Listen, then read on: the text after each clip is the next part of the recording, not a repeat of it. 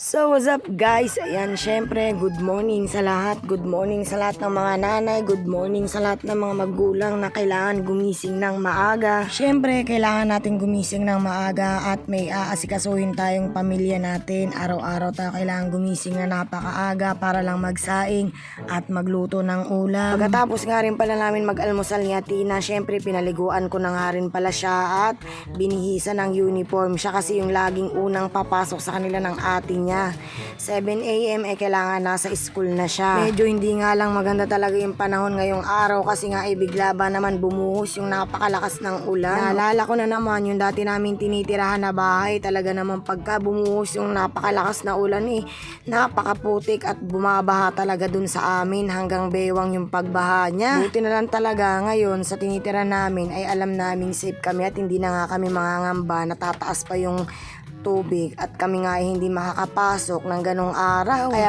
thank you Lord ka na lang talaga. Thank you Lord sa araw-araw na palaging safe ang pamilya naming lahat. So ayan, syempre kasama na nga rin pala namin maghatid si Mike at ayan, pababa na nga rin pala kami dito sa may dinadaanan namin. Although maputik din naman dito pero talaga namang makakaya pa rin naman namin kasi nga pwede naman namin buhatin yung mga bata kapag ganitong maputik. Syempre kapag malapit na kami sa may labasan at dadaanan mo na yung simento, doon na namin sila ibababa. Ganon talaga yung lagi namin sitwasyon dito sa araw-araw. Pero buti na lang talaga, minsan nakakatulong ko si Mike sa pagbubuhat sa mga bata sa araw-araw kasi nga kapag nagsabay silang pumasok hindi ko naman talaga sila kakayanin. Sobrang bigat talaga naman, hindi na ako lalo lalaki niyan. Kung lalaki pa ha, charot.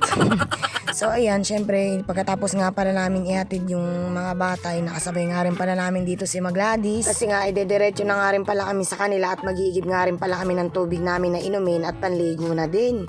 Dito talaga kami dumadaan sa looban kasi nga dito naman talaga malapit papunta sa kanila. Then pagkatapos nga rin pala magsahod ng tubig, inaligo na nga rin pala kami ni Ate Hira bago nga rin pala kami umuwi sa bahay. Then pagkatapos pinakain ko na nga rin pala siya muna bago nga rin pala siya pumasok sa school para nga hindi siya magugutom. Pagka hindi siya nakakakain dito sa bahay, binabaunan ko na nga lang rin pala si ate ng mga biskwit at pera, pambaon niya, pampiding. Kasi nga kahit meron na siyang baon na mga biskwit, gusto niya nga rin daw magpiding. Minsan kasi masarap din talaga ang feeding dun sa may school nila. Siyempre, pagkatapos nga rin palang ayusan at bihisan si Ate Hira, ay maglalakad na nga rin pala kami papunta sa may school nila.